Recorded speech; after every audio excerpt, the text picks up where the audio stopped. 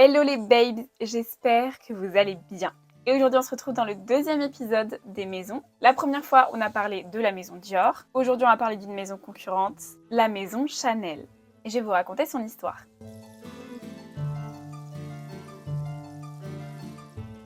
Chanel, c'est le nom de Gabrielle Chanel. Elle naît en 1883 à Saumur.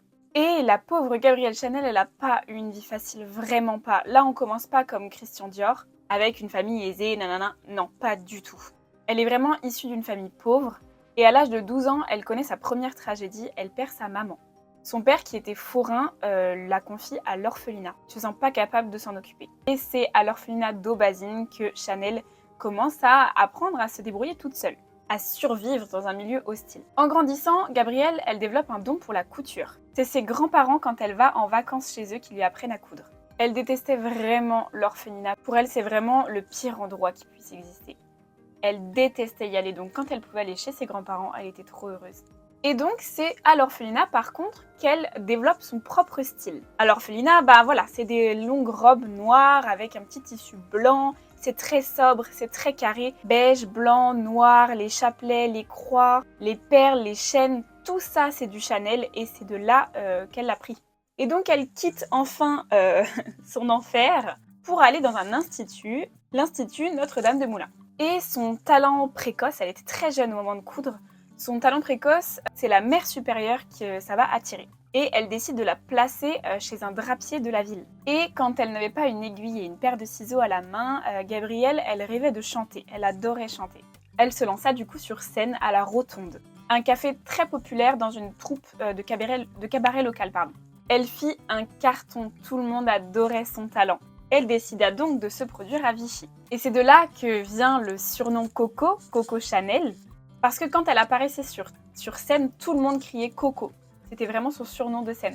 Et donc vous pouvez entendre des cocos de partout, de part et d'autre, pour qu'elle puisse interpréter ses deux plus grosses chansons, on va dire, Qui a vu Coco et Cocorico.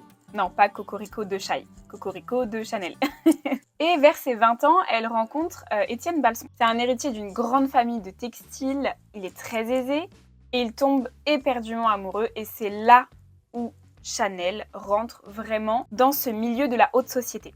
Et là, Chanel, elle y voit vraiment un intérêt, elle y voit un tremplin pour lancer sa propre marque, sa propre affaire grâce à son compagnon et à ses fréquentations. Et plus tard à Paris, elle ouvre donc son premier atelier de modiste, qui se situe au rez-de-chaussée de l'appartement de Balson. Mais son compagnon, il multiplie les infidélités. Il est vraiment pas fidèle, il la traite pas comme il le faudrait. Donc ils se séparent. Ils restent quand même en très bons termes jusqu'à sa mort. Chanel, elle a toujours réussi à faire vraiment valoir, montrer son propre style. Elle confectionne beaucoup de chapeaux, elle enlève tout ce qui est froufrou, ornement, qui est très à la mode à l'époque, et elle a vraiment ce style très carré. Pour elle, rien ne fait paraître une femme plus âgée que le luxe ostentatoire, la débauche d'ornement et la complication. Pour elle, vraiment, il faut que ça reste simple et élégant. Et dans ses tenues, Chanel, elle emprunte des pièces de la garde-robe masculine. C'est vraiment ça qui fait son style et qui fait qu'on la reconnaît vraiment à cette époque. Et elle privilégiait vraiment le confort à l'ornement. Et Chanel, elle faisait de l'équitation. Elle adorait l'équitation. Donc à ce moment-là, c'était vraiment les robes très lourdes, tout ça. Mais elle aimait vraiment le confort. Donc c'était une des premières à porter des pantalons. Une femme qui portait des pantalons à l'équitation. Gabrielle, elle tombe amoureuse de nouveau d'un homme, Arthur Capel, qui est d'ailleurs un ami de son ex-compagnon. Et tout le monde l'appelait Boy, du coup, tout le monde l'appelait Boy Capel. C'était vraiment un grand homme d'affaires issu d'une très grande famille, et il lui prête l'argent nécessaire pour lancer sa propre boutique. Donc c'est tout ce dont elle a toujours rêvé. Arthur, il aimait vraiment le côté très ambitieux de Gabrielle, et il voulait vraiment y participer. Et lui, c'est pareil, il était comme son ex-ami, un coureur de jupons. Il était toujours entouré de femmes, il aimait les femmes. Et au moment où il rencontre Gabrielle et où il tombe amoureux, il était sur le point d'épouser une autre femme.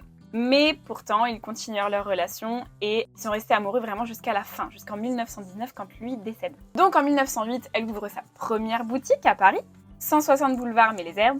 Chanel a été vraiment parisienne dans l'âme, elle aimait vraiment ce côté parisien chic. Et elle commençait vraiment à avoir petit à petit cette clientèle parisienne qu'elle aimait tant. Et il commençait à y avoir vraiment de plus en plus de clientes. Et donc, elle dut prendre 3 employés pour l'aider. Et elle devait chercher de nouveaux locaux. Il était beaucoup trop petit, sa boutique était trop petite. En 1910, elle achète du coup son premier atelier, 31 rue Cambon, à Paris. Donc c'est vraiment extrêmement bien placé. On est vraiment entre la place Vendôme et rue Faubourg Saint-Honoré. On est vraiment sur cette place incroyable. C'est le meilleur endroit où elle pouvait être. Ses créations, elles sont simples, elles sont élégantes. Et à ce moment-là où la mode est plutôt dans les froufrous, et bah ça plaît, ça plaît. Et après 1912, Gabrielle, elle est beaucoup vue dans les magazines de mode à ce moment-là. Tout le monde essaie vraiment de se rapprocher au mieux possible de son style très sobre et élégant. Et elle apparaît par exemple dans le magazine Les Modes, qui est très très très connu à cette époque. En revanche, ce qui était un peu embêtant, c'est qu'elle ne pouvait pas dans son atelier vendre des vêtements. Elle pouvait vendre des bijoux, des chapeaux, des choses comme ça. Et les vêtements, elle ne pouvait pas parce que malheureusement, dans son immeuble, il y avait déjà un styliste et dans son contrat locatif, c'était marqué elle ne pouvait pas lui faire de concurrence. Chanel, elle est vraiment associée à ce glamour parisien. Mais elle commence petit à petit à s'inspirer de Deauville, la station balnéaire de Deauville, où elle a l'habitude vraiment de passer toutes ses vacances. Elle voit tout, elle voit tous les détails. Et il y a certains détails de la station balnéaire pour mettre dans ses créations. Par exemple, la petite marinière, les uniformes marins, les pantalons pattes d'éléphant, tout ça, ça vient de là-bas. On dit même que Deauville, c'est l'endroit de naissance de sa carrière. Elle adorait utiliser la matière jersey, qui épouse vraiment parfaitement les formes qu'on veut épouser. Et ça l'arrange parce que après cette période d'après-guerre, il y a une énorme pénurie, on en a déjà parlé par rapport à Christian Dior, mais voilà, il y a vraiment cette pénurie au niveau des textiles, alors qu'à cette époque, le jersey, ça se trouvait vraiment facilement. Et quelque chose qui était assez remarquable dans le style de Chanel, c'est son carré. Elle avait vraiment toujours ce carré. Elle disait que le carré, c'était vraiment la coupe la plus élégante qu'elle connaissait. Et pourtant, c'est une coupe qui lui est arrivée par accident, on va dire. On dit qu'en se rendant à l'opéra, avec ses cheveux longs tressés, son poil a explosé, ce qui a mis vraiment de la suie partout sur ses tresses. Elle n'avait pas le temps de nettoyer quoi que ce soit, elle a coupé directement. Ouais, Chanel, c'est quelqu'un comme ça. Et elle a dit plus tard, une femme qui coupe ses cheveux s'apprête à changer de vie. Ah, ça c'est resté encore aujourd'hui, et bah c'est Chanel qui l'a dit ça. Elle veut vraiment développer son affaire et donc elle décide de racheter tout l'immeuble à Cambon.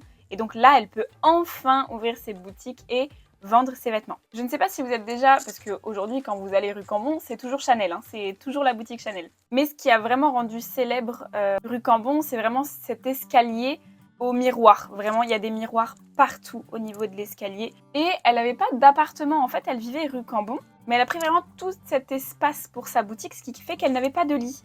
Donc, où est-ce qu'elle dormait? Elle dormait en face au Ritz. Donc, elle avait vraiment sa chambre à elle au Ritz. Et elle avait vraiment ses habitudes. Quand elle partait le matin du Ritz, elle appelait son personnel pour que, avant qu'elle arrive et avant que les clients arrivent, ils parfument du parfum Chanel numéro 5 tout le salon.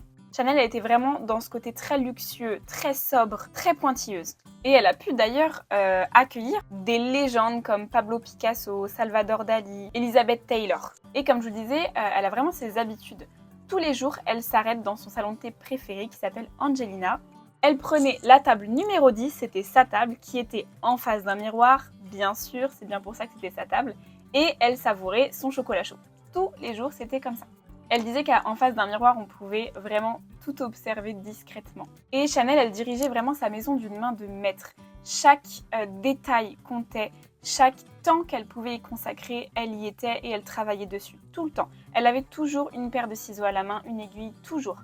Et elle avait une certaine relation avec ses premières d'atelier. Pour elle aussi, c'était très important d'avoir ce lien avec ses premières d'atelier, qui sont au final les responsables de la production de ses créations. Et une fois créés, les vêtements étaient coupés et confiés aux petites mains qui assemblaient les créations de la styliste. Le 22 décembre 1919, Boy Capel décède dans un accident de moto. Et on dit que c'était pour aller la rejoindre. C'est vraiment une tragédie qui l'anéantit totalement. C'était vraiment un soutien pour elle.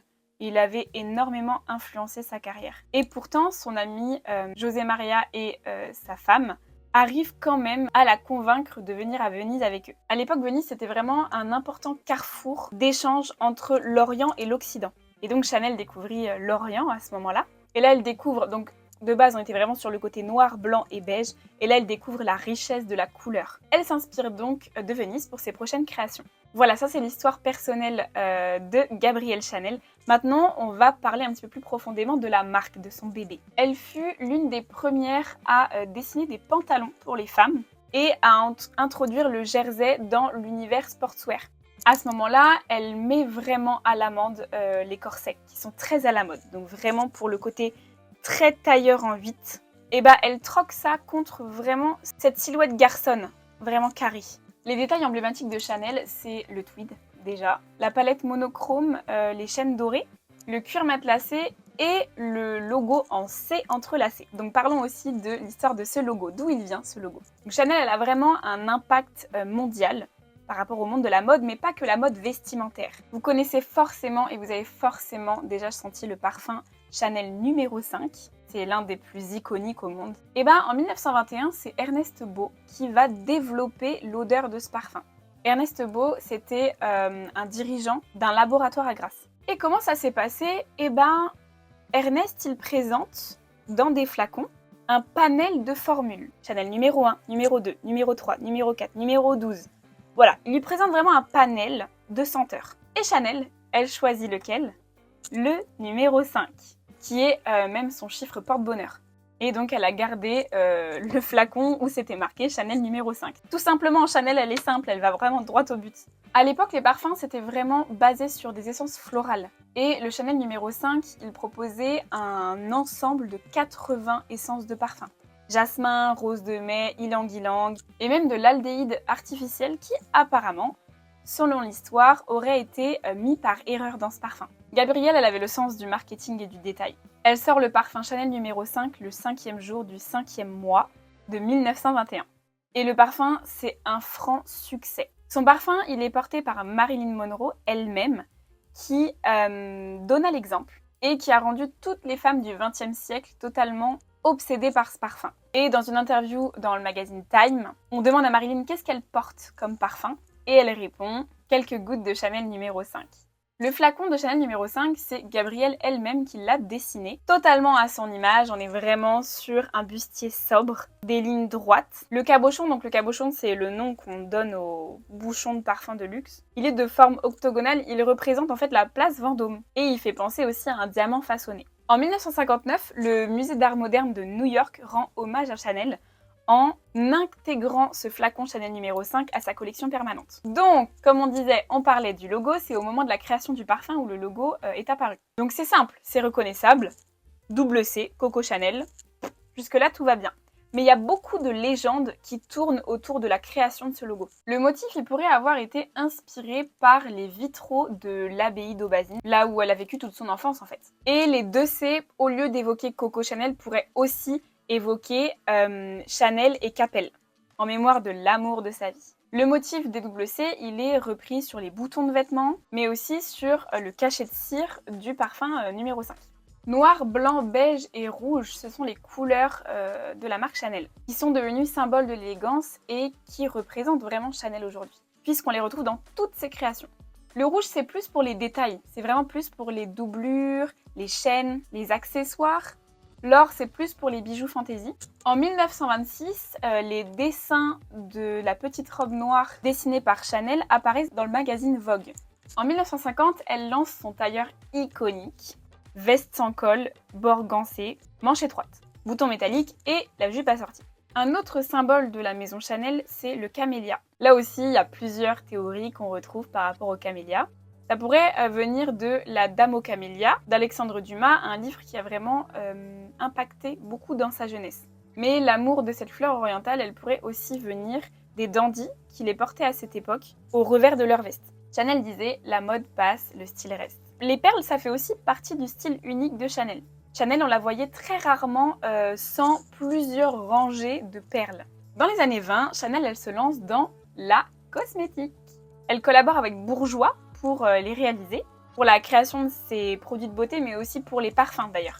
Pour Chanel, le rouge à lèvres, ça pouvait guérir la mélancolie. Je suis totalement d'accord avec ça. Elle lance sa première gamme de rouge à lèvres en 1924. Et forcément, la couleur phare, c'est le rouge. On peut le retrouver dans un étui ivoire avec les arêtes métalliques. Et elle disait « La plus belle couleur au monde est celle qui vous va bien ». Moi, j'adore les phrases de Chanel parce que je trouve que vraiment, on retrouve vraiment cette femme indépendante avec plein de force et qui nous donne vraiment des bonnes énergies. Chanel, elle se diversifie petit à petit et elle commence à dessiner des tenues de scène, des costumes de scène. Et elle crée pour le ballet russe, pour le train bleu en 1924. Et elle s'associe aussi à Samuel Goldwyn, qui est un grand réalisateur hollywoodien, qui demande en 1931 à Chanel de dessiner 2 nouvelles collections pour les stars américaines. Tout comme Christian Dior, avant lui, elle habille Grace Kelly, Elizabeth Taylor, Jackie Kennedy, et on arrive à l'époque de la Deuxième Guerre mondiale, qui a mis un frein total à la production. Et en 1939, elle ferme totalement son atelier rue Cambon. Et en partant, elle nous dit « L'heure n'est pas à la mode ». Le personnel, qui est composé de 3000 personnes, se sent totalement trahi par Chanel. Et à la libération de Paris, elle s'exile en Suisse. Et pendant 10 ans, l'atelier Chanel demeure fermé. Et en 1954, Chanel, elle fait son comeback. Elle veut relancer sa maison et concurrencer Christian Dior et sa ligne New Look. Mais sa nouvelle collection, elle ne reçoit pas l'enthousiasme attendu en France. L'heure n'est plus au costume carré à la garçonne, on est vraiment sur la ligne New Look, donc la ligne en 8, avec ses véritables corsets pour resserrer la taille. Mais Chanel, elle se laisse pas abattre. Elle persévère et elle veut absolument ouvrir la voie à une nouvelle approche du vêtement. À cette époque, c'est Christian Dior, Robert Piguet, Jacques Fath qui dominent l'industrie de la mode. Et à 70 ans, Gabrielle Chanel décide de renouer avec la mode, sa grande passion. Et la France, elle a vraiment du mal à se remettre dans cette mode du sobre et chic. Mais par contre, immédiatement, c'est un franc succès aux États-Unis et en Grande-Bretagne. En 2005, la marque Chanel fête ses 50 ans avec la sortie d'une réplique exacte de son sac, 2,55. Et Chanel, elle vit sa vie immortalisée en 1969 avec la sortie du spectacle Coco. Montée à Broadway, Coco Chanel, elle s'éteint dans son sommeil le 10 janvier 1971. Mais la maison continue de briller, bien sûr. Elle est reprise par Philippe Guy Bourget et vint à la tête de la maison Chanel en 1983, Karl Lagerfeld. Et c'est lui qui va vraiment révolutionner la marque, remettre la marque là où elle était placée avant, sur un piédestal. Il plonge dans toutes les archives de Chanel pour pouvoir revisiter chacune des pièces et remettre les grands classiques Chanel à la mode. Les funérailles de Chanel, elles se déroulent à l'église de la Madeleine, donc vraiment pas loin de Cambon. Et le cercueil était recouvert de bouquets de fleurs blanches en forme de ciseaux. Le peintre Salvador Dali, l'actrice Jeanne Moreau et tous ses amis couturiers, Pierre Balmain, Cristobal Balenciaga, André Courrèges et Yves Saint Laurent vont lui rendre hommage. Karl Lagerfeld continue avec succès d'étendre vraiment cette réputation Chanel, remettre le sobre et l'élégant à la mode aujourd'hui. Pour réussir de grandes choses, il faut savoir rêver. Et voilà, je crois que je vous ai fait un petit peu le tour. Alors pareil, il y a tellement de choses à dire encore sur des années et des années de marque, des années d'expérience et de création, mais je pense avoir condensé à peu près ce que je pouvais.